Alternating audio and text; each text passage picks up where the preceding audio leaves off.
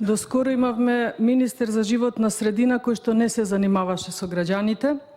Актуелниот видовме скоро како вешто или невешто ги избегнуваше прашањата на новинарите кои што беа токму за тема аерозагадување, што значи дека во Министерството за животна средина со оваа власт ништо не се менува, освен министрите.